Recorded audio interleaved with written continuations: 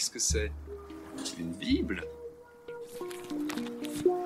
Tu lis la Bible, Ringo? Pas tous les jours. Au large biblique. Le podcast qui explore la Bible. Bienvenue à toutes et à tous sur Au large biblique, le podcast qui explore la Bible. Nous avons depuis plusieurs épisodes évoqué ce genre particulier qu'est un évangile, mais aussi les sources qui ont permis l'élaboration des 3 récits synoptiques et celui de Jean. J'ai souvent parlé de leur destinataire, et c'est ce point que nous allons aborder maintenant.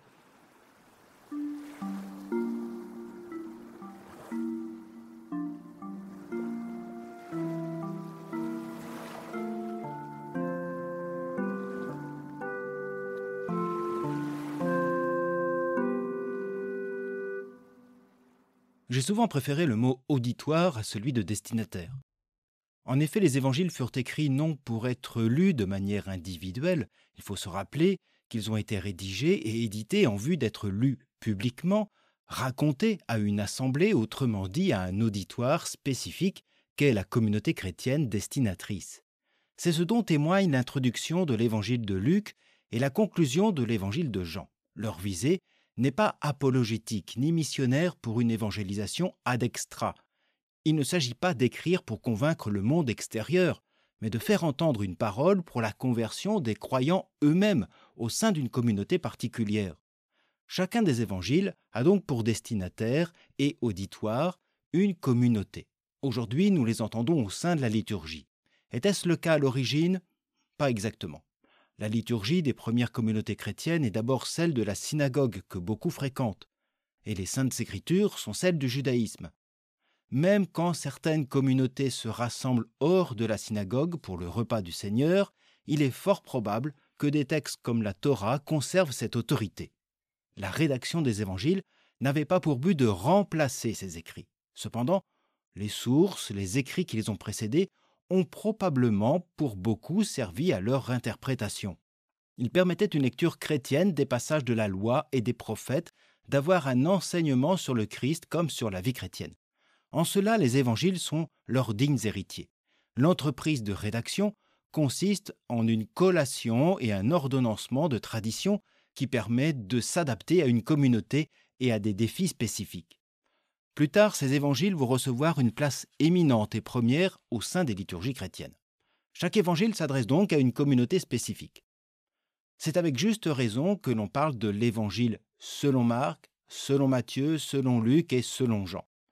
Non moins en raison de l'auteur que de leur destinataire, les communautés de Marc, Luc, Matthieu et Jean, chacun mettant en avant des aspects particuliers de la personne de Jésus, tels qu'ils l'ont reçue, tels qu'ils la confessent, et telle qu'elle puisse répondre aux aspirations ou aux défis spécifiques de leur communauté propre.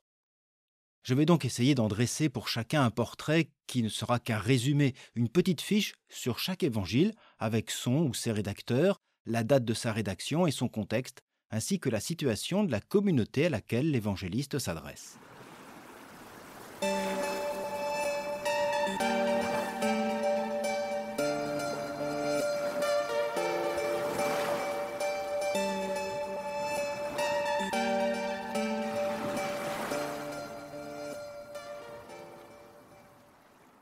L'auteur de l'évangile de Marc est traditionnellement associé à ce Jean dit Marc du livre des Actes des Apôtres qui suivit Barnabé et Paul au début de leur itinérance missionnaire.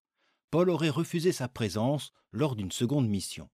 Marc, en grec Marcos, ou plus probablement Marcus en latin, est un nom assez répandu associé à cette divinité romaine Mars. Paul mentionne un Marc dans sa lettre à Philémon et un autre Marc où le même est cité dans la première lettre de Pierre, qui n'est pas de la main de l'apôtre. Eusèbe de Césarée l'associe à ce dernier. Il le qualifie d'interprète de Pierre, c'est-à-dire celui qui en a recueilli les paroles. Tous ces nommés Marc du Nouveau Testament représentent-ils la même personne? C'est toujours difficile d'être affirmatif, d'autant plus que les textes évangéliques ne citent jamais leur auteur, donné plus tard par la tradition. Une tradition qu'il attribue parfois à une personnalité reconnue pour d'une part indiquer l'origine du milieu et d'autre part profiter de l'autorité de cette personne, comme pour ce type de littérature qu'on appelle pseudépigraphe. En tout cas, l'évangile de Marc est souvent associé aux communautés chrétiennes de Rome. Notre Marc écrit dans le grec de la koiné, le grec commun et non littéraire, usant d'un vocabulaire parfois populaire, empruntant de latinisme, comme le mot grabaton, qui traduit le mot grabatus en latin, plumard. Luc préférera utiliser le mot plus technique de civière, clinidion. Ces latinismes sont assez présents. Marc use des termes de monnaie romaine, le denier, la lepte, le cardasse. L'Évangile selon Marc aurait été écrit pour des disciples vivant à Rome, majoritairement issus des religions gréco-romaines, puisqu'il se voit obligé d'expliquer certains rites juifs et de traduire des expressions araméennes ou hébraïques. Ces précisions valent aussi sans doute pour ces judéo-chrétiens de cette communauté qui, au sein de la diaspora juive romaine, comme ailleurs, sont oublieux de la loi de Moïse. Cet évangile selon Marc aurait été rédigé aux alentours de l'an 70 à 1 ou 2 ans près. En tout cas, alors que la guerre juive fait rage à Jérusalem. Celle-ci peut avoir résonné chez certains juifs et chrétiens tel le début du jugement dernier. Marc viendra tempérer cette interprétation dans son chapitre 13. D'autant qu'à Rome, cette catastrophe judéenne s'ajoute au drame que cette communauté a vécu 5 ans plus tôt environ. En effet, le 18 juillet de l'an 64, Rome brûle une semaine durant, faisant de milliers de victimes. On cherche un coupable, on accuse Néron et celui-ci, craignant la fureur vengeresse de la population, désigne cette nouvelle secte étrange, adoratrice d'un crucifié. L'histoire et la légende sont connues. Plusieurs centaines de chrétiens sont arrêtés et fort probablement, comme toujours parfois, sur dénonciation de condisciples ou de leurs familles, beaucoup sont emprisonnés, brûlés vifs, crucifiés, livrés aux lions et autres fauves. Parmi les victimes se trouve, selon la tradition, la personne même de Pierre, l'apôtre de Jésus, mais aussi un peu plus tard, Paul de Tarse. Le pouvoir impérial n'a pas seulement exécuté un bon nombre de chrétiens de Rome, il a meurtri, divisé, broyé les survivants de cette communauté chrétienne. Qu'en reste-t-il au lendemain de l'été 64 ? Un groupe de fidèles qui doit se réconcilier avec certains délateurs ou renégats et peut-être aussi accueillir en son sein quelques anciens bourreaux. Si je dis cela, c'est que l'évangile de Marc est ponctué par ces évocations de persécution, d'épreuves, de reniement. C'est un leitmotiv assez présent. Le défi pour Marc, c'est de montrer que l'avenir de cette communauté blessée, pour ainsi dire sa résilience, ne peut que s'appuyer sur la figure fondatrice, Jésus de Nazareth, le Christ. Le début de son évangile peut servir de clé de compréhension. Commencement de l'évangile de Jésus, Christ, Fils de Dieu. 3 mots, Jésus, Christ et Fils de Dieu, qui délimitent les parties de son évangile. Dans les 8 premiers chapitres, Marc nous présente ainsi ce Jésus qui annonce le royaume de Dieu par des discours et des actes de guérison. Un Jésus qui se distingue pourtant des guérisseurs de son temps, comme aussi des discours pharisiens avec lesquels les désaccords vont croissant. Les disciples eux-mêmes sont souvent dans l'interrogation « Qui est cet homme ? Qui donc est-il ?» La première réponse est donnée à la fin du chapitre 8 avec la phrase de Pierre à Jésus « Tu es le Christ ». Une réponse qui est aussitôt associée à Jésus à sa prochaine passion. Ainsi débute la seconde partie de son évangile qui tourne autour de ces annonces de la passion et de la résurrection, ce qui ajoute encore à l'incompréhension des disciples pour qui un Messie ne peut finir ainsi. Marc oblige donc son auditoire à redéfinir le concept de Messie. Il s'appuie pour cela sur ces traditions qui l'ont précédé, comme celle de Paul, qui mettent en avant la figure biblique des psaumes du juste, élus par Dieu, condamnés par les hommes, comme dans le psaume 21-22, ou la figure métaphorique du serviteur souffrant d'Isaïe. Avec Jésus, ce Messie n'est plus un royal conquérant victorieux, ni même un prophète révolutionnaire armé. Il est paradoxalement celui qui abandonne tout pouvoir de domination et révèle ainsi ce qu'est ce royaume de Dieu. C'est cet abandon qui caractérise son récit de la Passion depuis la fuite de tous ses disciples jusqu'au cri de Jésus sur la croix qui reprend ce psaume 21-22 « Mon Dieu, pourquoi m'as-tu abandonné ?» Cette question aura sa réponse positive dans la bouche d'un centurion romain regardant se crucifier. Vraiment, cet homme était fils de Dieu. Une affirmation que confirmera la résurrection.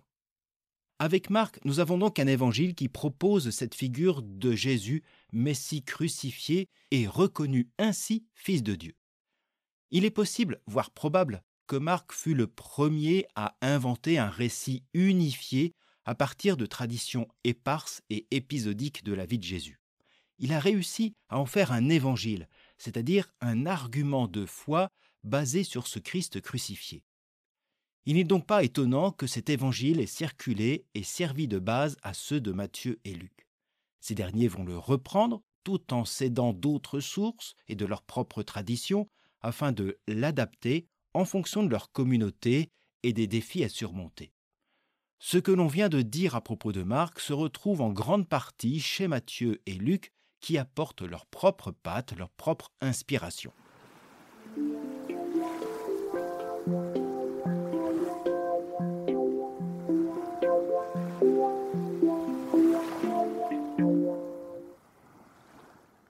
L'évangile de Matthieu est associé à l'apôtre du même nom. Il est plus probable que ce nom désigne cette communauté qu'il aurait fondée plus que l'auteur du texte évangélique. Ce serait alors l'évangile de la communauté de Matthieu, à moins que nous soyons en présence d'un autre Matthieu qui aurait écrit cet évangile entre l'an 75 et 80, probablement à Antioche de Syrie. La question n'est pas tant qui est le Matthieu à l'origine de l'évangile, mais quelle est l'originalité de l'évangile selon Matthieu. Un des traits caractéristiques de cet évangile est sans doute ses accents sémites. Certains versets semblent être la traduction littérale mot à mot d'une phrase hébraïque ou araméenne. Soyons clairs, tous les évangiles possèdent des expressions ou des termes hébreux ou araméens recueillis des traditions précédentes. Mais cela est plus présent chez Matthieu. On distingue chez lui des formules sémitiques particulières, notamment sur le royaume de Dieu, souvent remplacé chez lui par le royaume des cieux, respectant la tradition juive où l'on ne prononce pas le nom divin. On peut déjà en déduire que l'auteur, comme aussi ses destinataires, son auditoire, sont de culture juive. Matthieu et sa communauté seraient donc des judéo-chrétiens, c'est-à-dire des chrétiens juifs de naissance, comme le furent les tout premiers disciples de Jésus. La tradition place la communauté chrétienne de Matthieu en Syrie au milieu de ces communautés juives importantes d'Antioche sur l'Oronte. Ce qui fait la caractéristique principale de l'évangile de Matthieu est son rapport aux Écritures saintes. Matthieu insiste davantage que les autres évangiles synoptiques sur le rôle de la Bible hébraïque, notre Ancien Testament, pour faire court. Il cite ou évoque beaucoup de passages bibliques afin d'assurer la continuité entre la loi et les prophètes et Jésus. Ainsi, dans l'évangile de Matthieu, Jésus devient explicitement un défenseur de la loi, de toute la loi qu'il vient accomplir, c'est-à-dire donner sens. N'allez pas croire que je sois venu abroger la loi ou les prophètes. Je ne suis pas venu abroger, mais accomplir. Car en vérité, je vous le déclare, avant que ne passent le ciel et la terre, pas un i, pas un point sur le i ne passera de la loi, que tout ne soit arrivé. Dès lors, celui qui transgressera un seul de ces plus petits commandements et enseignera aux hommes à faire de même sera déclaré le plus petit dans le royaume des cieux.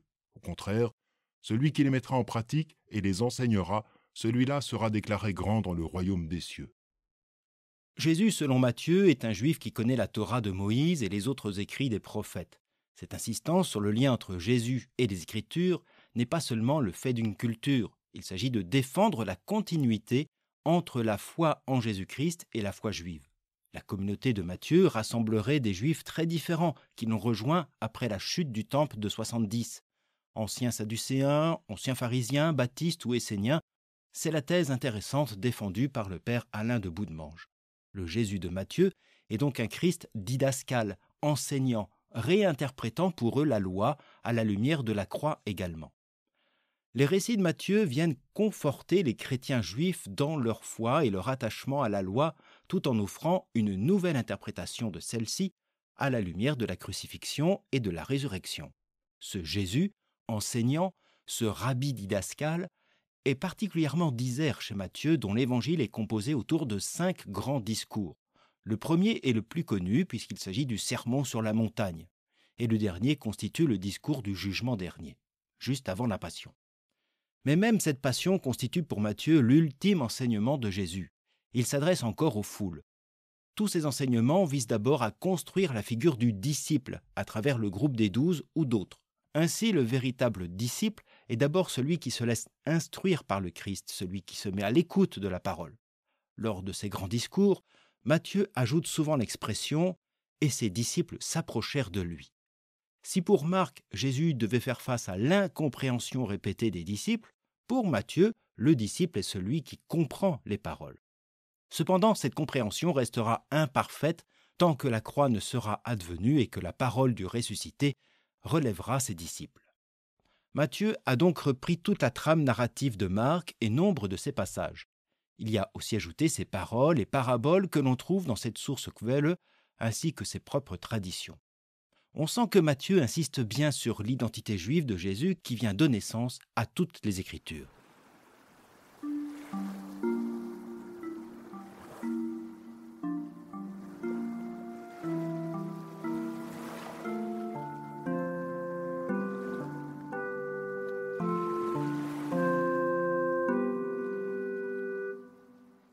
Comme Matthieu, Luc reprend nombre de passages présents en Marc qu'il adapte et réordonne pour son œuvre. Par exemple, il reprend l'appel des disciples et la guérison de la belle-mère de Simon-Pierre, scènes qui se suivent chez Marc en inversant leur chronologie.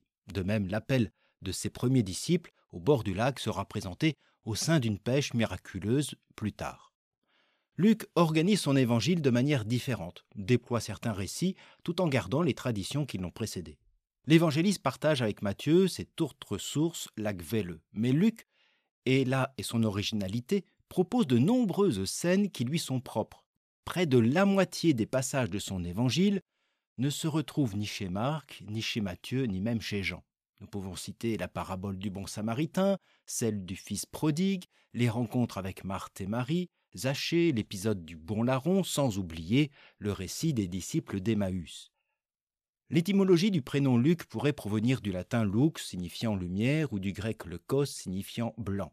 Le titre de l'évangile, inscrit en tête des anciens manuscrits, selon Luc, n'est pas de la main de l'auteur, bien évidemment. Il nous fut transmis, comme pour les autres évangiles, par la tradition. Celle-ci l'associe à un disciple de Paul, dont il est question dans ses lettres. À Philémon, l'apôtre transmet les salutations de ses collaborateurs, Marc, Aristarque, Démas et Luc. Il y a donc eu un certain Luc qui fut le compagnon fidèle de l'apôtre, mais est-ce le même Luc qui a écrit cet évangile ? Là encore, il faut rester prudent, même si rien ne vient contredire cette tradition. La rédaction de l'évangile de Luc est datée des années 80, à peu près la même période que Matthieu, mais après celui de Marc et la chute du temple de Jérusalem, dont il semble s'en faire écho.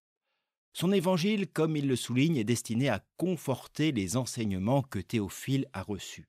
Cependant, à travers Théophile, probablement le mécène de son œuvre, Luc s'adresse à l'ensemble des communautés chrétiennes qu'il fréquente.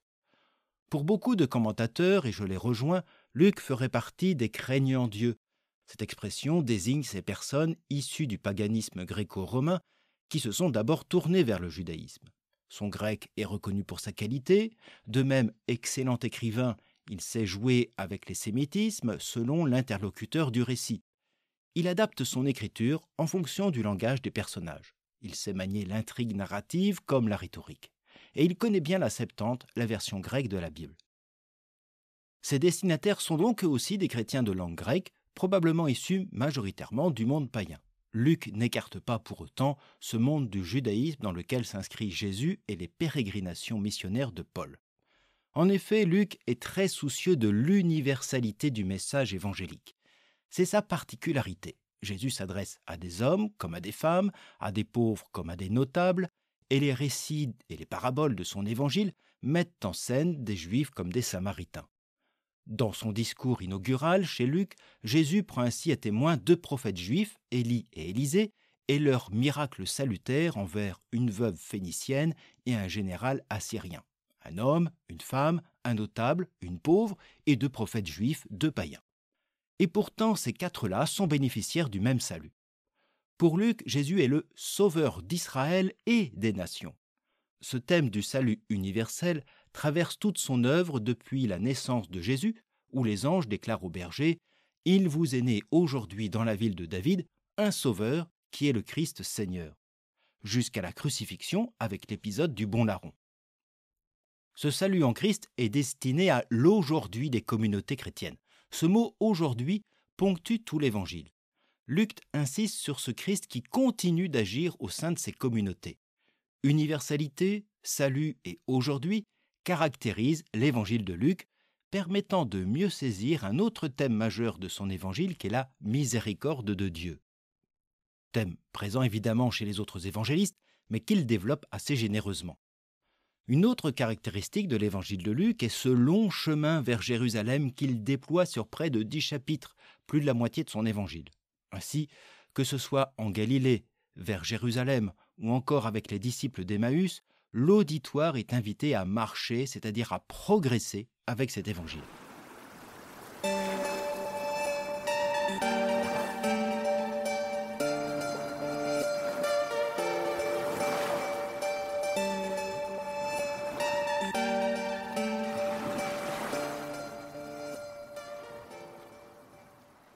L'évangile selon Jean a la réputation d'être difficile et très spirituel. Sans doute faut-il modérer cette qualification. En effet, que ce soit selon la tradition ou la théologie, les 4 évangélistes sans distinction bénéficièrent de la grâce de l'Esprit Saint pour produire leur œuvre. Tous sont donc spirituels, mais il est vrai que le 4e évangile se démarque des autres dits synoptiques. Jean possède un vocabulaire et un style particulier, usant de l'ironie, du malentendu et surtout du langage métaphorique. Les longs discours de Jésus y sont parfois difficiles à saisir au premier abord. Jean oblige son auditoire à faire sans cesse des liens entre les épisodes, comme aussi avec les Écritures saintes du Premier Testament. La trame narrative de Jean est très différente, faisant venir Jésus plusieurs fois à Jérusalem à l'occasion des fêtes juives, et notamment plusieurs fois lors de la Pâque. Ainsi, son ministère court sur au moins 2 années, là où les synoptiques ne mentionnent qu'une seule montée à Jérusalem. L'Évangile selon saint Jean est aussi caractérisé par des rencontres singulières entre Jésus et un personnage, donnant lieu à un dialogue développé avec Nicodème, la Samaritaine, l'aveugle-né, les sœurs de Lazare. Place est donc donnée à la rencontre entre le croyant et le Christ. Ces chapitres 1 à 12 sont généralement considérés comme la première partie de l'Évangile appelée le livre des signes. On y retrouve, avec ces rencontres, les miracles que Jean désigne par le terme de signes. Ils ne sont pas tant le signe du royaume que des clés de compréhension sur la personne même de Jésus. C'est un aspect important chez Jean. Tout est concentré sur la figure divine de Jésus, le Fils, le Verbe fait chair, dit-il, qui représente ce Dieu Père et exprime ici-bas sa volonté. « Qui m'a vu a vu le Père », exprimera Jésus au disciple Philippe dans ce même évangile. Cette section des signes montre une opposition grandissante de la part des autorités juives qui débouchera sur la passion, comme pour les synoptiques, et fait signe de l'abaissement ou de l'humilité de Dieu. Ces chapitres 13 à 18 constituent le livre de la gloire et commencent justement avec le récit du lavement des pieds, montrant un Christ s'abaissant comme un vulgaire serviteur peu avant la fête de la Pâque. C'est aussi dans cette dernière partie, et en parallèle avec cet abaissement, qu'apparaît le commandement de l'amour du prochain. Aimez-vous les uns les autres comme je vous ai aimés. Et si pour Jean le Christ est glorifié par Dieu jusque sur la croix, c'est en raison de ce témoignage d'amour. Je résume, tant il y aurait encore à dire sur ce point. L'Évangile, selon Jean, tient sa source principale en un personnage appelé le disciple que Jésus aimait. Il apparaît lors du lavement des pieds, au pied de la croix ou au tombeau vide, jusqu'à sa dernière scène de l'Évangile. Il est ainsi présenté comme le témoin fidèle, n'ayant ni trahi, ni renié son maître. L'Évangile porte pour une part sa signature. Les rédacteurs suivants en font mention au chapitre 19 et 21. Celui qui a vu rend témoignage, et son témoignage est véridique, et celui-là sait qu'il dit vrai, afin que vous aussi vous croyiez. C'est ce disciple qui témoigne de ces choses et qui les a écrites, et nous savons que son témoignage est vrai. L'histoire de cet évangile commence donc avec ce disciple témoin que la tradition va associer à l'apôtre Jean, fils de Zébédée. Les recherches exégétiques, mais aussi la tradition, sont plus prudentes quant à cette identification. Ce disciple que Jésus aimait est lié à Jérusalem et connaît le grand prêtre au point d'y avoir ses entrées, ce qui ne correspondrait guère au portrait d'un pécheur de Galilée. D'autre part, ce témoin ne fait nulle mention de la transfiguration ni de la guérison de la fille de Jaïr, dont les synoptiques s'accordent sur la présence de Jean, fils de Zébédée. Le mystère est encore flou sur l'identité de ce premier auteur de l'Évangile. Il constitue en tout cas une figure fondatrice et exemplaire pour la communauté. C'est de lui qu'elle tient son unité et ses traditions. En plusieurs endroits, les discours et les récits opposent Jésus aux autorités juives et font mention des sanctions vivant ses disciples en les excluant de la synagogue. Ces expulsions anachroniques ne furent pas prononcées durant le ministère de Jésus et font référence à la situation même de la communauté johannique, première destinatrice de cet évangile, probablement aux alentours de l'an 90. Car c'est à cette période, avec la réforme du judaïsme, qui deviendra le judaïsme rabbinique, qu'apparaît la Birkat Aminim, une bénédiction des hérétiques visant à exclure du judaïsme des groupes jugés trop hétérodoxes, dont certaines communautés chrétiennes. L'hypothèse la plus partagée origine cette exclusion ou excommunication dans la perception particulière du Christ par la communauté johannique. C'est ce que présente le prologue de l'Évangile. Celui-ci confesse d'emblée Jésus comme Dieu, Verbe de Dieu, préexistant à sa venue en ce monde, et qui peut être perçu par les théologiens du judaïsme comme une sorte de polythéisme. La communauté de l'Évangile de Jean devra aussi affronter, comme le révèlent les épîtres johanniques, des crises graves en son sein. Certains parmi eux, et notamment les plus influents, ayant une lecture de type gnostique qui minore l'aspect humain du Christ, privilégiant une lecture symbolique et spirituelle désincarnée. C'est à cette période qu'une partie de cette communauté mise en minorité va alors renforcer ses liens avec les autres églises.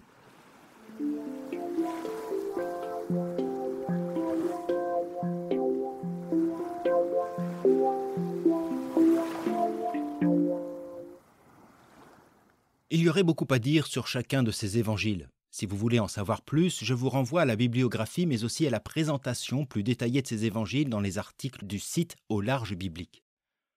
J'espère que ce portrait des évangiles vous aura permis de mieux cerner la spécificité de chacun.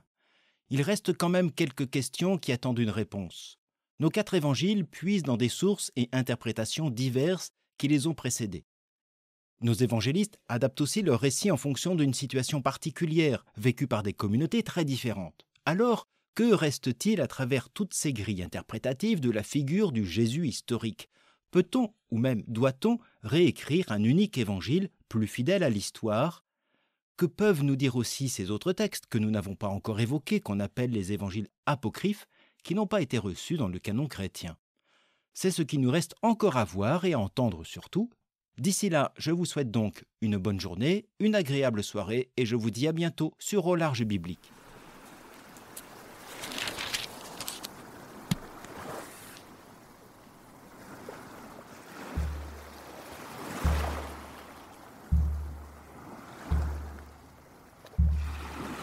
Au Large Biblique est un podcast créé et animé par François Bessonnet, prêtre et bibliste.